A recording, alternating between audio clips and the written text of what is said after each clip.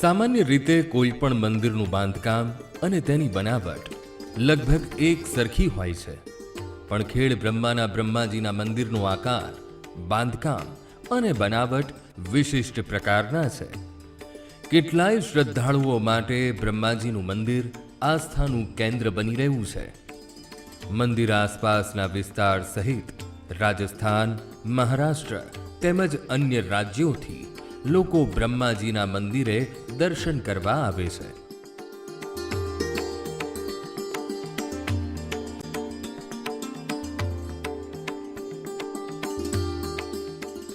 મંદિરમાં બ્રહ્માજી બિરાજમાન છે અને તેમની જમણી બાજુ ગાયત્રી માતાજી અને ડાબી બાજુ સાવિત્રી માતાજી બિરાજમાન છે. સ્થાપિત મૂર્તિઓની પૂજા ભાવિકો વર્ષોથી કરે છે.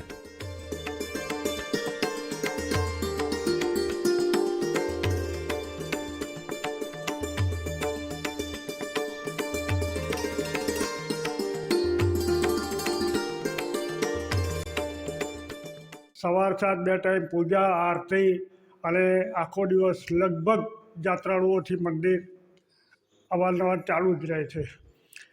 એ સિવાય આ મંદિર સેંકડો વર્ષ જૂનું છે અને અંદર જે હાલ મૂર્તિઓ સ્થાપિત છે એ આપણા દેશી એટલે કે જે પેલો રેતીનો પથ્થર સેન્ડસ્ટોન કહીએ એની છે અને એ મૂર્તિઓ પરાપૂર્વથી પૂજાતી આવી છે અને આજે પણ પૂજાય છે.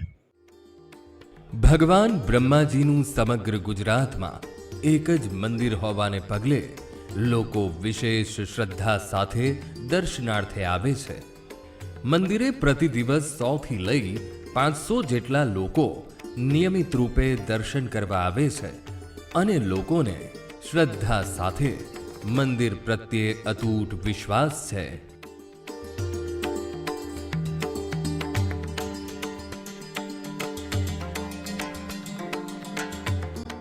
બ્રહ્માજી જ્યારે બ્રહ્મલોકમાં પરત જતા હતા ત્યારે લોકોની વિનંતીથી પોતાની મૂર્તિ પૂજા માટે આપી હતી. જ્યારે બ્રહ્માજીએ મૂર્તિ આપી ત્યારે તે 64 મુખની હતી, પછી તે 32 મુખની થઈ, બાદમાં 16 મુખની થઈ અને પછી 8 મુખની. એટલે કે જેમ જેમ ભાવિકોની સેવા કરવાની શક્તિમાં ઘટાડો થયો તેમ લોકોની વિનંતીથી મુખ ઓછા થયા અને હાલ મંદિરમાં ચતુર્મુખી મૂર્તિ પ્રસ્થાપિત છે. બ્રહ્માજી સાથે જોડાયેલું આ એક પૌરાણિક આનો ઉલ્લેખ ઇતિહાસમાં પણ છે, પુરાણોમાં પણ છે. અને આ નગરની સતયુગ, પછી દ્વાપરયુગ અને કલયુગમાં, સતયુગમાં આને બ્રહ્મપુરી એમ કહેવાતું, દ્વાપરમાં આને ત્રંબકપુરી અને હાલમાં બ્રહ્મખેટક, અને ધીમે ધીમે એ નામ ફરતું ફરતું પાછું ખેડ બ્રહ્મા એવું થઈને રહ્યું છે. ગુજરાત સહિત અન્ય રાજ્યમાંથી દર્શનાર્થીઓ મંદિરે આવી ભગવાન બ્રહ્માજીના વિશેષ દર્શન કરે છે.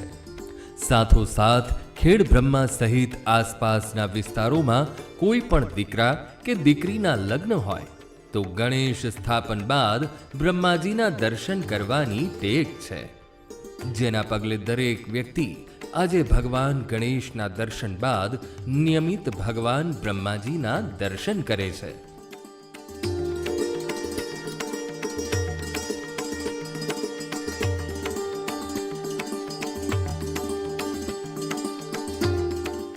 ભારતમાં બ્રહ્માજીના 2 મંદિરમાંથી ગુજરાતનું માત્ર એક જ આ બ્રહ્માજીનું મંદિર જે લોકોની આસ્થાઓ સાથે જોડાયેલું છે. જેમાં બહારથી રાજસ્થાન, મધ્યપ્રદેશ, તમિલનાડુ, પશ્ચિમ બંગાળ જેવા અલગ અલગ રાજ્યોમાંથી અહીંયા જેમના કુળદેવતાઓ જે વાવમાં આવેલા છે તેમના દર્શન માટે પણ આવે છે. તેમજ આ ગામની પરંપરા એ રીતે છે કે દીકરો કે દીકરી પરણાવતા હોય જેમના ગણેશ સ્થાપન બાદ અહીંયા ઢોલ નગારા સાથે અહીંયા બ્રહ્માજીના આશીર્વાદ લેવા આવતા હોય છે.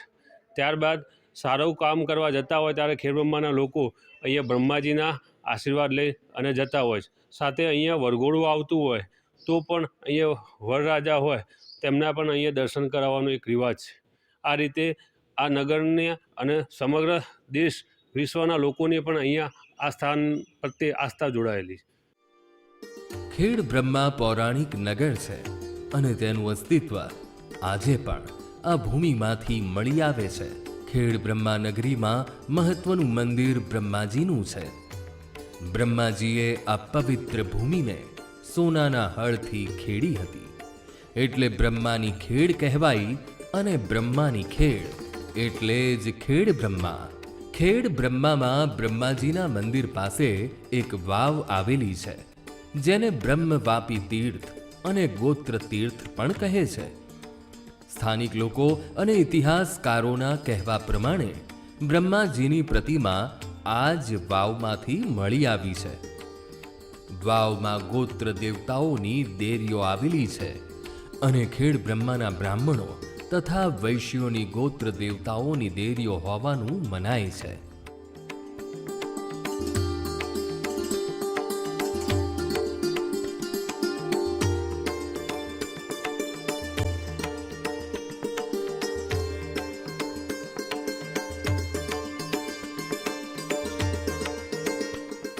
અંદર 27 દેવી દેવતાઓ આવેલા છે, અને આ વાવ અતિ પૌરાણિક વાવ છે.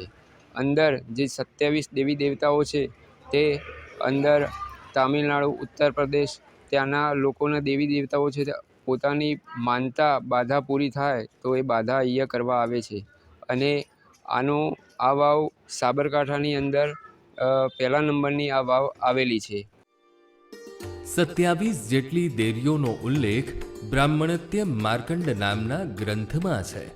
વાવ પ્રાચીન હોવાની સાથોસાથ સ્થાનિક લોકો માટે પીવાના પાણીની એકમાત્ર જગ્યા હોવાથી કેટલાય લોકો માટે આ મહત્વનું સ્થળ છે. અતિ પૌરાણિક વાવ હવે દિન પ્રતિદિન ખંડેર સ્વરૂપે બની રહી છે.